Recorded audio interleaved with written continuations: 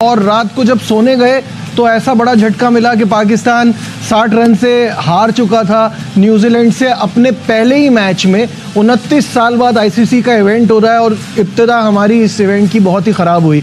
और जब सो के उठे हैं तो एक बड़ा झटका ये मिल गया कि एक ही game changer, modern day cricketer जिसको हम कहते हैं, जो गेम पे इम्पैक्ट छोड़ सकता है, फ़खर जमान, वो चैम्पियंस ट्रॉफी से बाहर हो गए हैं। मेरे साथ मौजूद है मेरा पैनल, कामरान अकमल, बासित अली और शाहिद हाशमी। अस्सलाम वालेकुम, वेलकम टू द शो।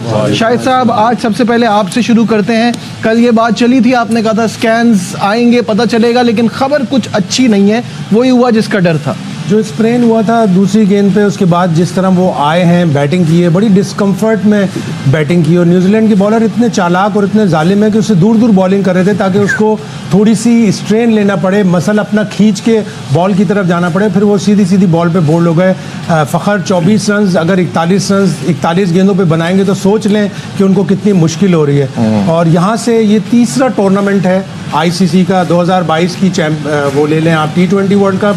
वो गए, एक मैच खेले, डॉक्टर ने कबूल किया कि हमने बड़ा रिस्क लिया था उनको खिला के, फिर मोहम्मद हारिस उनकी जगह आ गए।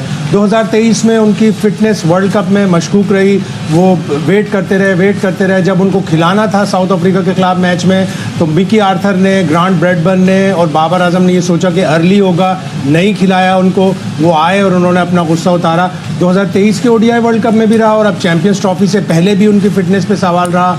तो मेरे हिसाब से अब फ़खर को बहुत ज़्यादा मेहनत करनी पड़ेगी अपनी फ़िटनेस के ऊपर, अपनी तबीयत के ऊपर। अगर उनको कोई बीमारी है उसका सही से इलाज करें, 5-6 महीने रेस्ट लें। लेकिन पाकिस्तान टीम के लिए ये बहुत बड़ा झटका, बहुत बड़ा झटका है। और जो इमामुल हक का नाम आ रहा है, ये कंफर्म हो चुका है? और आपकी क्या सोर्सेस कह रही हैं इस हवाले से? क्योंकि हम सबको ही पता था दूसरा ओपनर भी, हम बार बार यही बात कर रहे थे, इमाम को होना चाहिए था। ज़रा तो कंफर्म कर चुके हैं कि इमामुल हक का नाम भेज दिया है आईसीसी टेक्निकल कमेटी।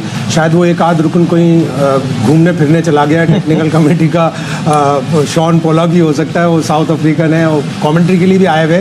तो टेक्निकल कमेटी ने अब से 1.5-2 घंटे ले लिए हैं, अभी तक अप्रूवल नहीं आई। हो जाएगी अप्रूवल, जाहिर है एक प्लेयर इंजर्ड हुआ है और उसकी डायग्नोसिस, इसके स्कैन ऐसे हैं कि जो उसको रिप्लेसमेंट के लिए एश्योरिटी दे रहा है। ठीक है बासित भाई, क्या आपके ख्याल में ये वाकई एक बहुत बड़ा सेटबैक है पाकिस्तान के लिए before the big game?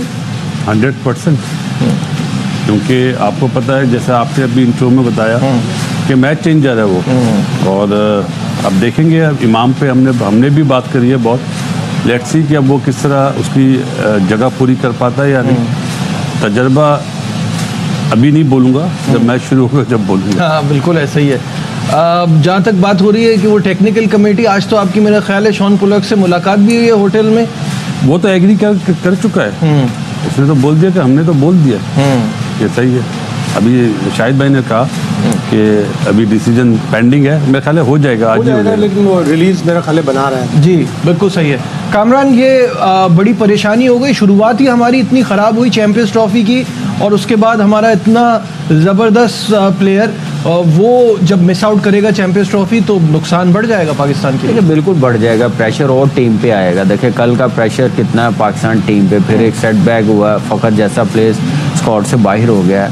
Technical committee का मुझे नहीं लगता इतना टाइम है, जहाँ से वो डिसीजन लेना, वो अभी कंफ्यूज होंगे कि इमाम को लें किसी और को लें। अभी उनकी तरफ से कंफर्मेशन नहीं है कि किसका नाम हमने फॉरवर्ड करना है, किसकी रिप्लेसमेंट में लेना है। अंदरून खाना जराए ने बता दिया कि इमाम का नाम भेजा है पाकिस्तान क्रिकेट। चले पूरा निकला है इमाम के नाम का।